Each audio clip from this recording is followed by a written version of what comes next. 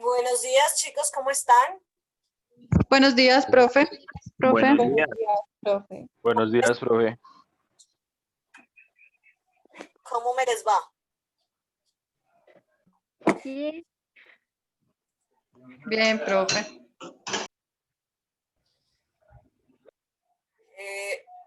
Como siempre, vamos a esperar un par de minuticos y ya iniciamos. Pero bueno, mientras iniciamos la clase como tal, ¿cómo les fue hace 15 días con la reunión que tenían? Con el encuentro entre el poeta y el rapero. No, pues yo no me puedo conectar, yo estoy fuera de la ciudad y el internet no es muy bueno por acá. Ah, ok, no hay problema. Y a los que sí se pudieron conectar, ¿qué tal? ¿Cómo les fue? Bien. ¿Bien? Sí, estuvo chévere nada. Como el mano a mano entre esos dos. Ok. Entonces sí valió conectarse. Sí, señora. Ok, perfecto. Ya tienen la guía número 4, chicos. Sí, señora. Sí, Ok. señora. Me puede avisar.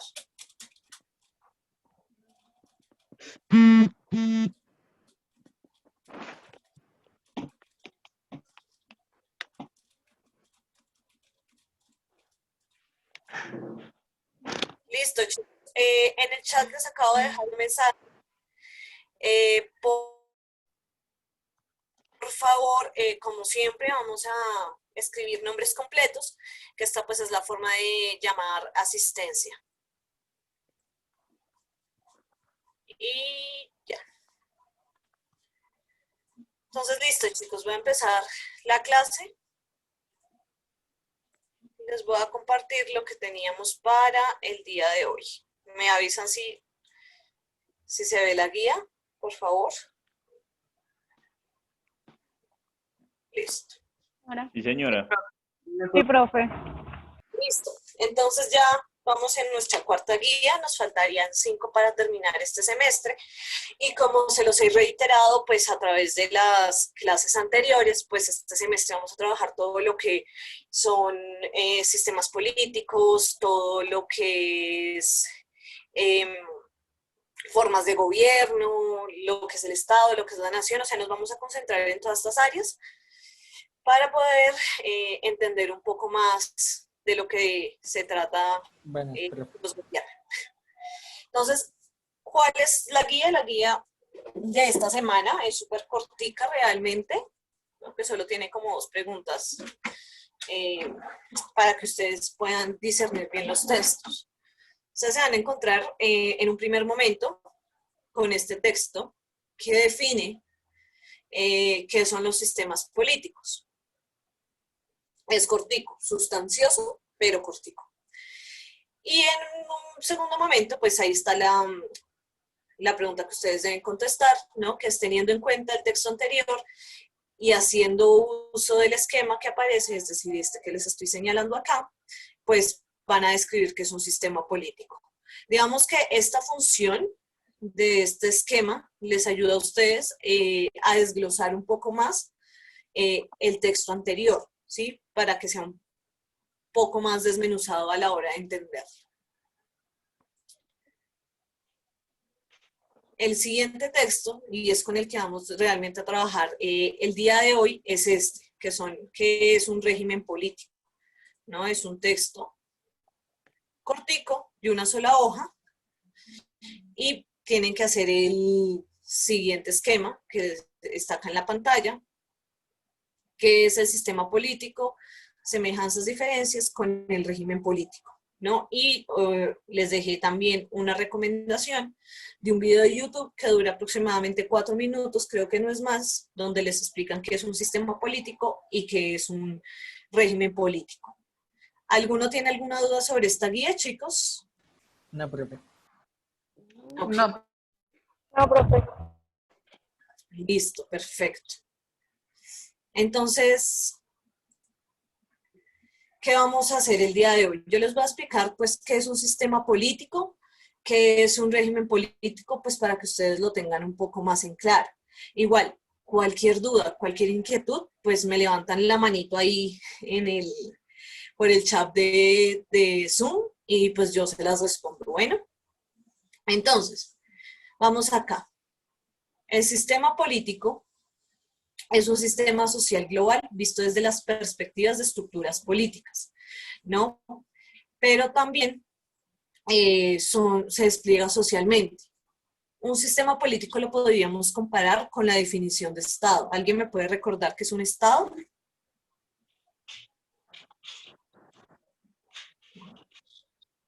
Estado.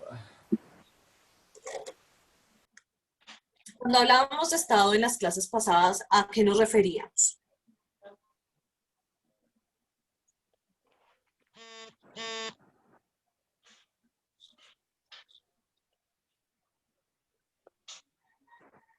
Aquellas estructuras, ¿no?, de poder que hacen funcionar a la sociedad colombiana, en este caso específicamente.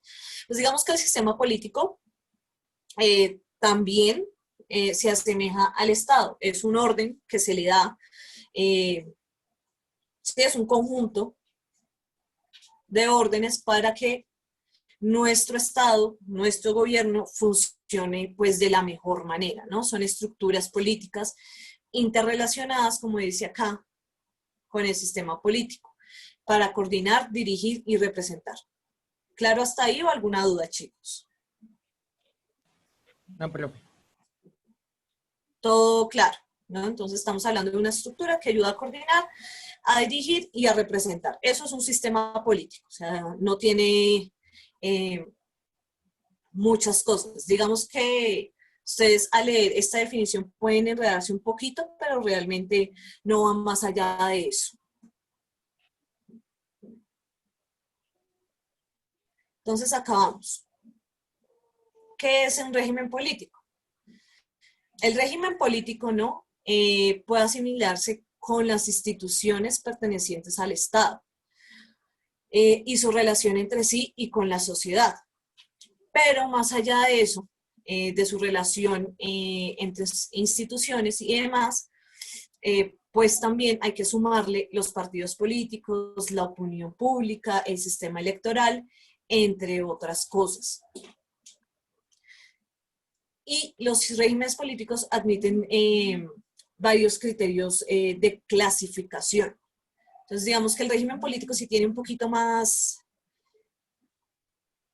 cosas que un sistema político, ¿no? Y ahí es donde empezamos a ver lo que se va a denominar formas de gobierno, modos de gobierno y demás cosas que eso es lo que más nos interesaría en este caso. Entonces, acá hay dos formas para ver un régimen político. Una es cómo es la legitimación del poder y la otra es la distribución funcional del poder. Digamos que esto del poder y qué es el poder y demás lo vamos a trabajar en la siguiente guía, la que va a estar lista pues el viernes, chicos. Entonces ahí ya vamos a encontrar qué es el poder, ¿no? Que digamos que en una función como coloquial del término, ustedes escuchan el dicho ese de poder es querer, pero en términos como de política, de sociología y demás cosas, pues poder, vamos mucho más allá de eso, ¿no? Digamos que a grandes términos, el poder, nadie tiene el poder, ¿no? Uno no puede tener el poder, dime, el que levantó la mano. Profe, en la siguiente guía de sumersión nos habla de que vamos a explicar qué es el poder, pero ¿vamos a explicarlo según lo que nos digan ahí o según como nosotros lo entendamos, como lo veamos en nuestro país o como lo vemos en nuestro mundo? Pues digamos que yo les voy a colocar como unas definiciones de poder global, ¿no? Y ustedes van a tener que realizar una actividad pues de acuerdo como a la lectura. Y ya en clase pues nos vamos a meter pues un poco más a estudiar el poder en el caso colombiano, ¿sí? ¿Sí es claro o no es claro? Sí, profe. Sí, señora. Sí, claro, porque digamos que acá en Colombia pues el poder es totalmente diferente a como uno se lo quiere imaginar, ¿no? Claro, O como uno se lo imagina. o sea, lo que les decía, el poder no es, o sea, uno no tiene el poder, sino que uno ejerce el poder y el poder existe cuando se ejerce. Por Entonces, ejemplo, aquí claro, dicen que somos un país con derechos, pero pues no tenemos derecho casi a nada. eh, y de eso vamos pues a hablar más adelante precisamente porque pues es que Colombia tiene eh, unas cualidades, por decir, cualidades no, esa no es la palabra, como unas cosas muy puntuales para estudiar, o sea, tiene muchas diferencias con la El teoría. único, el único derecho que tenemos es el derecho al silencio nomás. Y eso. Entonces, bueno, como les decía, vamos a trabajar en la siguiente guía todo lo que es el poder. Entonces, un régimen político tiene dos formas, la legitimación del poder y la distribución funcional del poder. ¿A qué me refiero cuando hablamos de la legitimación del poder? Esto coincide con el concepto de formas de gobierno. Es decir, teniendo en cuenta ese parámetro, los regímenes pueden ser democráticos o autocráticos. Para dirigirse como a estos regímenes dictatoriales, por ejemplo, lo que fue Chile, Argentina y demás, pues se utiliza la palabra autocrático. ¿Qué quiere decir? O sea, la democracia se supone, en teoría, vuelvo y digo, que el poder se encuentra en muchas manos, no está concentrado solamente en una persona. Todo lo contrario a un régimen autocrático, donde el poder se legitima en manos de una sola persona. Ya hablamos acá, por ejemplo, en la segunda parte, sí, sí es claro hasta ahí, ¿no? Cuando se legitima el poder, se puede legitimar a través de la forma de la democracia o de la autocracia. Y cuando hablamos de la distribución funcional de Perdón, poder, profe. Profe, qué pena preguntarle qué es la autocracia. la autocracia es un régimen donde el poder se concentra en manos de una sola persona. Es decir, estamos en Colombia, ¿cierto? En Colombia se supone, y hablo entre comillas, estamos en un régimen democrático, en una democracia representativa, que quiere decir que tenemos un presidente y unas ramas del poder. Las ramas del poder judicial, legislativo y el ejecutivo. Eso quiere decir que el presidente no toma las decisiones por él solo, sino que tienen que pasar a través de estos organismos, o sea, bueno, sobre todo el legislativo y el judicial, para poder autorizar ciertas leyes, ¿no? Ciertos proyectos de ley. Contrario a la autocracia, en la autocracia solamente hay un poder y es el poder ejecutivo. Es decir, que el presidente no tiene que pasar proyectos de ley pues, a un senado, a una rama judicial, sino que el poder se concentra solamente en él. Por ejemplo, para ser un poco más claros en este punto, ¿se acuerdan cuando empezó la cuarentena? Que el señor Duque nombró algo que se llama el estado de excepción o estado de emergencia. Sí, profe. Ok, entonces, cuando él nombra eso, este estado de emergencia, quiere decir que anula de momento en la Constitución de Colombia solo está permitido durante 3 meses esta forma. Pues digamos que anula el Poder Judicial, pero más que el Poder Judicial, anula el legislativo, es decir, el Congreso. Por eso ustedes vieron que él decretó muchísimas cosas en esos 3 meses donde declaró el estado de emergencia. Entonces ahí es donde está como la diferencia entre un régimen democrático y un autocrático. ¿Sí es claro hasta ahí?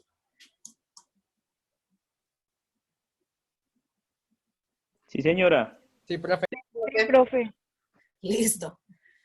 Entonces, ahora vamos a la distribución de las formas de poder, ¿no? Acá es en el concepto de formas de gobierno y acá es cómo se forma el gobierno, ¿no? Pero no teniendo en cuenta el criterio de quién ejerce la dominación, como en el caso anterior, que la ejerce, pues, según el régimen, sino las relaciones entre los diferentes poderes del Estado.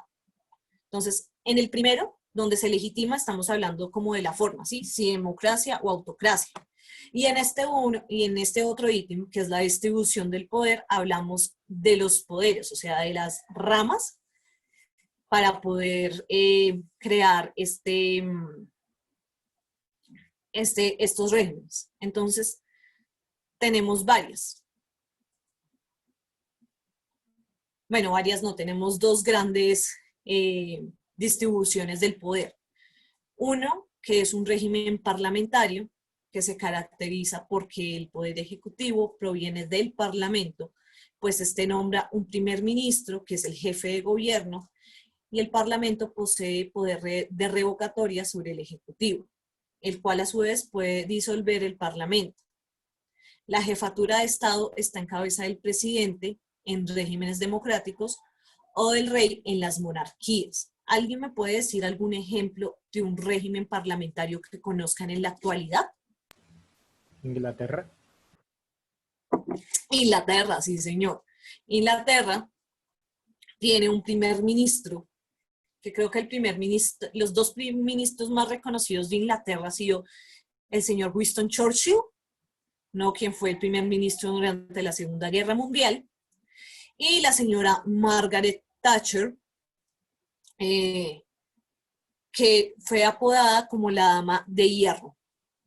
Pero eso no quiere decir, o sea, el primer ministro es un ente políticamente importante, pero no hay que olvidar que existe, por ejemplo, en Inglaterra un rey, en este caso la reina Isabel, que también tiene pues bastante poder en la hora de la toma de decisiones. ¿Claro hasta ahí? Sí, profe. Sí, profe. Listo. Hay dos películas para que ustedes pues digamos que puedan entender un poco cómo se mueve un régimen parlamentario, y es La Dama de Hierro, así se llama la película, La Dama de Hierro, protagonizada por la señora Meryl Streep, que cuenta pues toda la vida, la ascensión al poder de la señora Margaret Thatcher, y la otra es En mi hora más oscura, que cuenta cómo fue la actuación como primer ministro del señor Churchill. Entonces, si ustedes la quieren ver, súper recomendadas.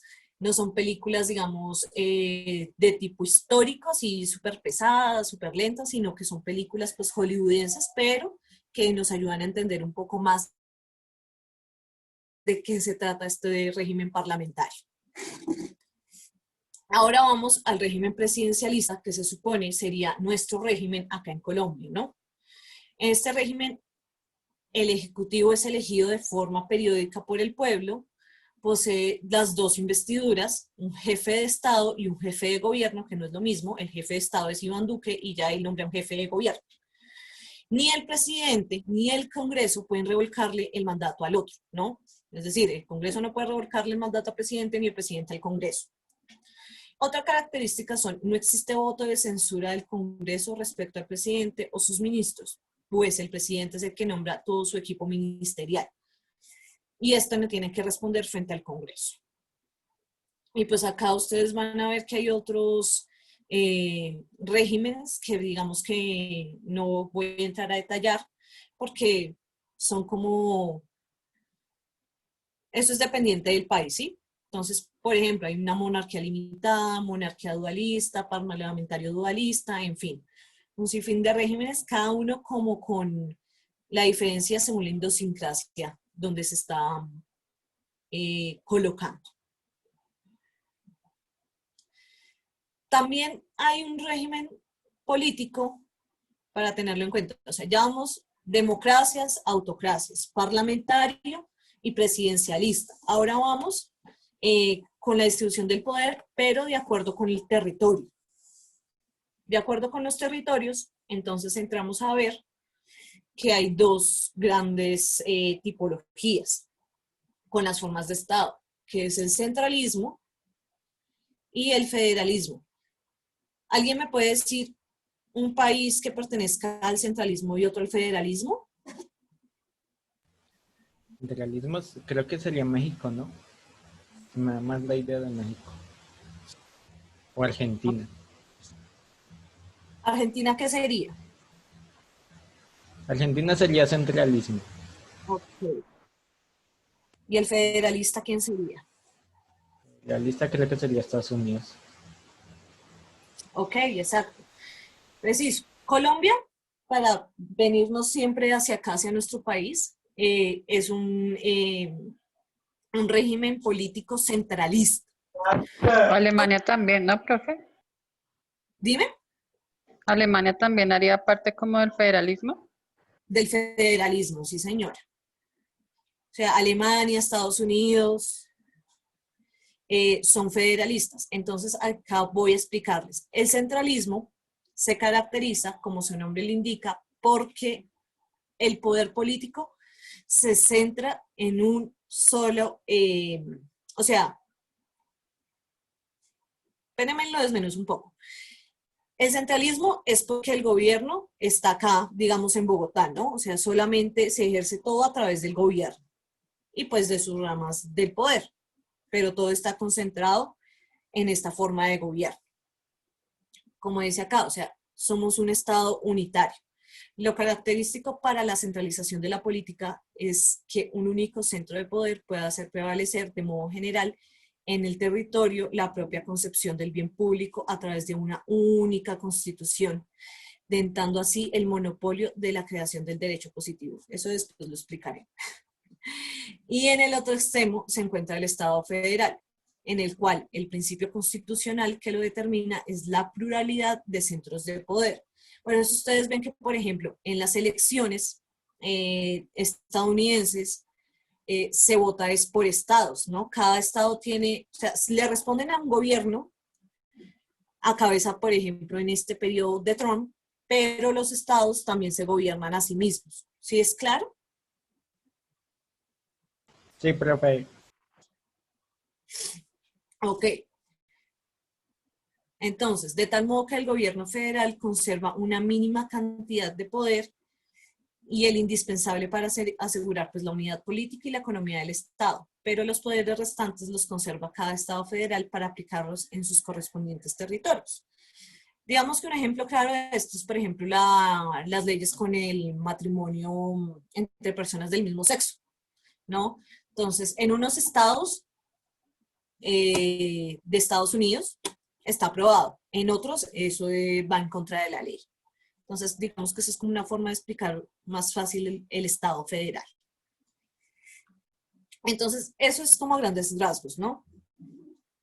Si legitimamos el poder, se legitima a través de una autocracia o a través de una democracia. Si distribución del poder a través de un régimen parlamentario, un régimen presidencialista. Y a través del territorio, pues centralista o federalista. Ahora bien, como quiero aterrizar todo esto al caso del colombiano, ¿alguien me puede decir en términos de política, de noticias, de todo lo que estamos viendo, qué ha pasado en Colombia esta semana? Bueno, las masacres que ha habido. Bueno, sí, aparte pues de las masacres. La demanda de Electricaribe por la muerte del médico.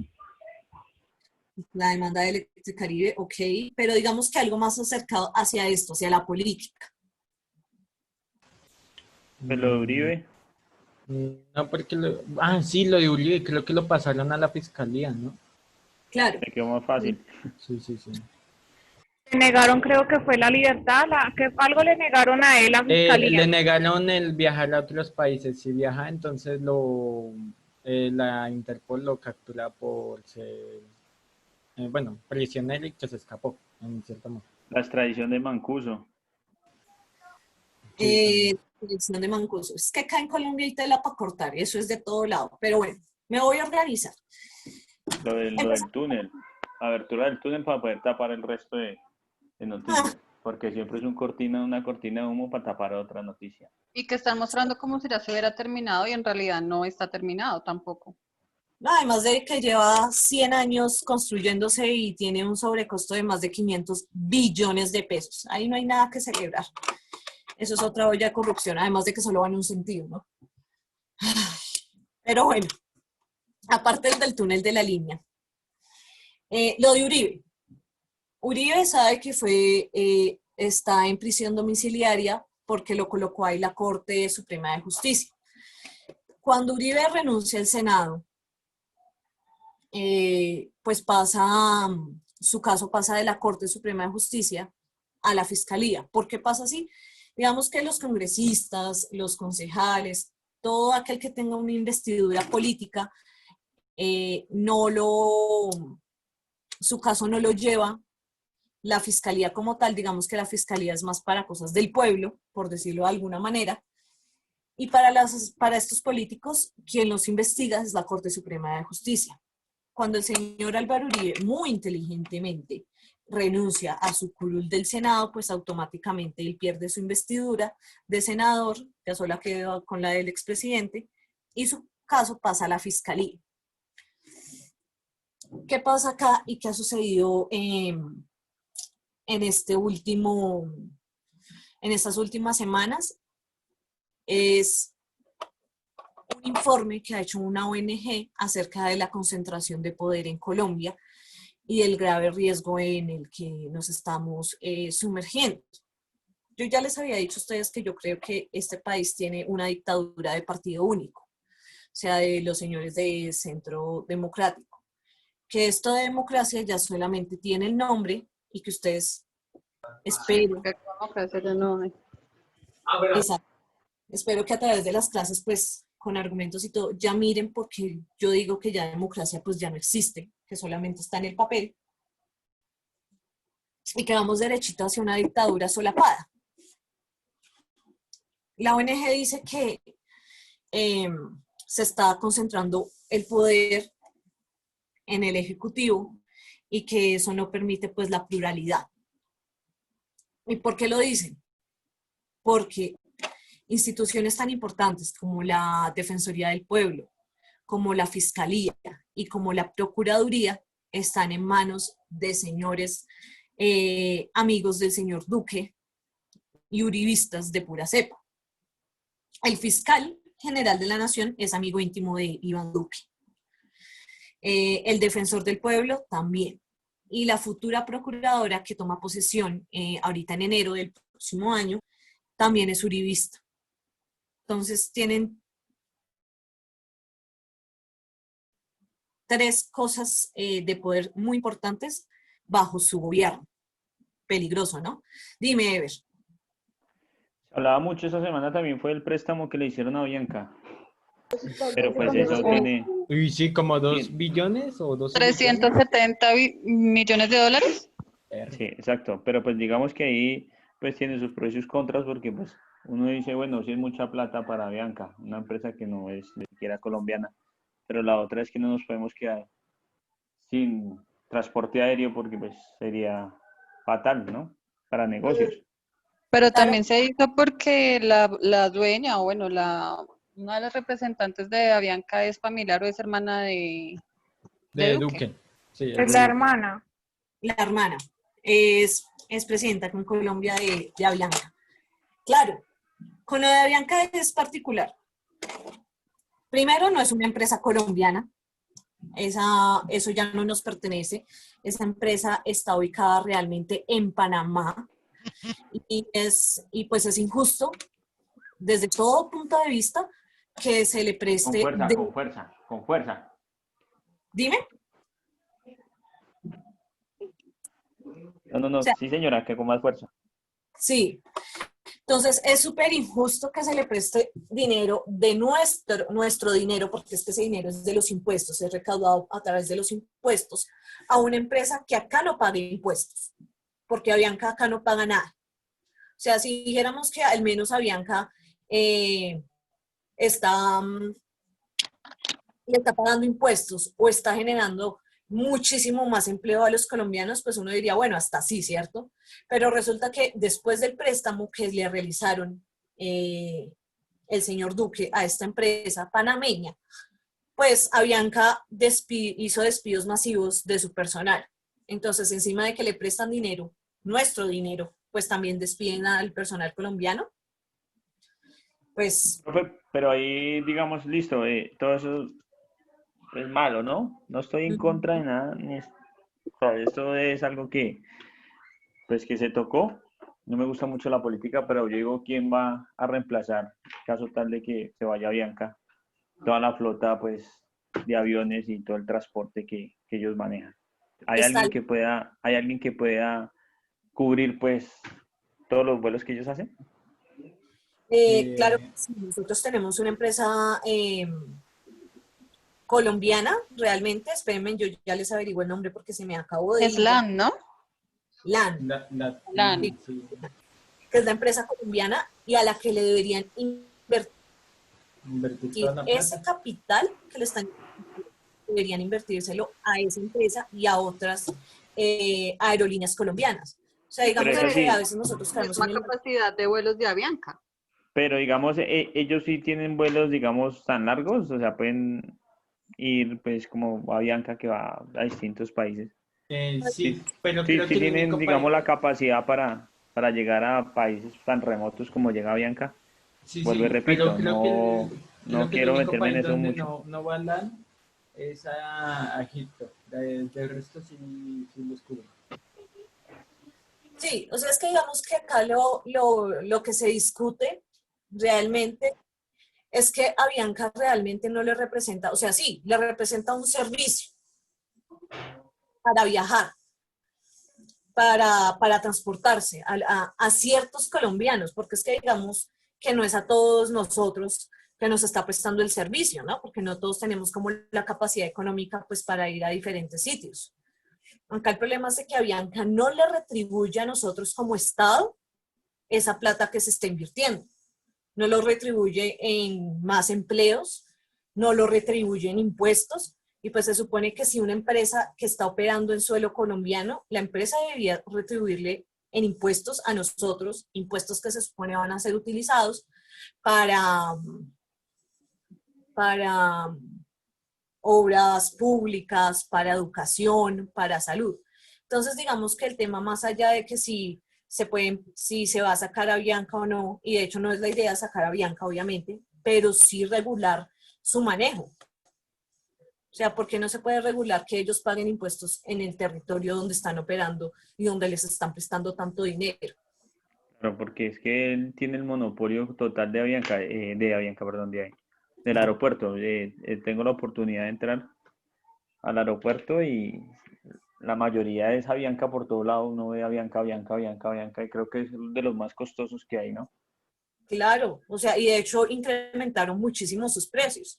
Entonces, ahí la discusión a mirar de decirles, hombre, hay otras aerolíneas colombianas que se les puede invertir dinero para que empiecen también a operar en diferentes partes del mundo, no solamente Avianca, y dejar ese monopolio de Avianca pues a un lado para ofrecerle también al consumidor pues diferentes ofertas, ¿no?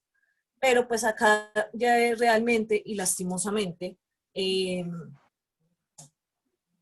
la corrupción gana. La corrupción gana en todos los ámbitos. Ahí está el ejemplo, con Avianca, con el túnel de la línea, porque si ustedes van y le preguntan a sus abuelos o, o a la persona con más edad en su casa, que les cuenten desde dónde o cuándo se empezó a hablar del túnel de la línea, les van a decir que es desde hace muchos años, Y lo ¿no? Y más el triste es túnel que solo para un solo sentido, ¿no? para un solo sentido y solo un tramo. Entonces, esto realmente es triste. Y lo peor, ¿saben qué es, chicos? Que es que nosotros tendríamos el poder en las manos, bueno, sí, eh, para poder derrocar al gobierno, ¿sí? O sea, para levantarnos en contra de un gobierno que realmente creo yo que a la mayoría de colombianos a pie, pues no nos representa. No, para nada. Creo que eso es muy claro para todos los colombianos. Creo que estamos en un país muy corrupto y todo el mundo lo sabe, pero pues Sí, ninguno hacemos nada, nada para Aunque solucionarlo. ahorita están convocando para paro nacional, pero yo creo que la mayoría de personas no se unen por miedo o algo así. Cuando Paro hay un paro nacional, nacional, cuando hay paro un paro nacional. nacional, ellos se van y los políticos y uno, o sea, Sí, les da ellos lo no mismo que responden cuando hay paro nacional, literalmente ahí sí se esconden y no dicen nada. Ujú. Exacto, digamos, a esas personas les da lo mismo si usted hace un paro nacional, si rompe las estaciones de Transmilenio, si rompe los buses de Transmilenio. Creo que les da lo mismo. Al Sí, igual otro para día o a los reparar 3 cómo días que sale de acaba todo el paro, sigue lo mismo, sigue todo normal, sigue todo su curso. Pero digamos que si el paro nacional, o sea, si realmente el colombiano dejara de normalizar, porque realmente eso es lo que hacemos nosotros, normalizar la corrupción, normalizar la muerte. Ah, sí, se robaron tanto, ah, sí, esto ya es pan de cada día, ¿cierto? Si nosotros empezáramos como a dejar de normalizar, que pues no es normal que nos roben, no es normal todo lo que hace este gobierno, no es normal las masacres, no es normal las muertes arbitrarias, no, y la justicia por mano propia, creo que empezaríamos a pensar más en colectivo. Porque si ustedes se dan cuenta, cuando empezó la cuarentena, cuando el país realmente se paralizó, ellos estaban preocupados por su economía. Pero venga, que el banco, pero venga, que es que la empresa, Ejemplo, pues, Bancolombia. Pero venga y sí, súbale 1,5 millones al sueldo, porque creo que le subieron 1,5 millones a los sueldos. sí, entonces ustedes sí ven que, o sea, si uno hace un paro nacional realmente donde se pare todo, realmente todo, porque es que realmente la obra, la, la Tipo, mano, tipo ejemplo, el paro nacional de 2019, a finales de 2019, ese sí, casi, más o menos, paró casi todo lo de Colombia. Y los políticos sí se preocuparon porque vieron que la gente sí se alborotó. Por exacto, ejemplo, Uribe comentó en el Twitter que ese paro lo tenía preocupado porque las acciones de algunas empresas, que no me acuerdo el nombre, habían parado completamente gracias al paro y más los daños que ocasionó el segundo día y bueno, eso. El paro duró como 3 meses. sí, entonces pues, nada chicos, o sea, eh, yo vuelvo y se lo reitero, yo soy reiterativa y me perdonarán. Eh, con esto tengo como, no soy madre, pero creo que en la docencia ejerció mucho la maternidad. Eh, pero la idea con esto es que ustedes conozcan un poco, porque realmente todo lo que es de política es bastante amplio, pero que conozcan un poco para que sí, cada vez que al momento que ustedes vean noticias, que lean algún artículo relacionado pues con Colombia, ustedes se den cuenta cómo se está ejerciendo y de que no es la manera real en la que se debe ejercer esto. O sea, empezando porque una de las cosas para empezar la concentración de poder en la que estamos metidos ahorita,